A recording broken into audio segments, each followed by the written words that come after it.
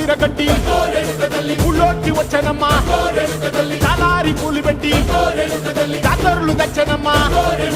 తంగేడు పూలు పెట్టి రంగాణ దూకేనమ్మా ముక్కు ముక్కెర పెట్టి ముల్లోకాల నెలనమ్మా ముందార చూడంగా మున్నూరు కన్నులమ్మా ఎనకాల చూడంగా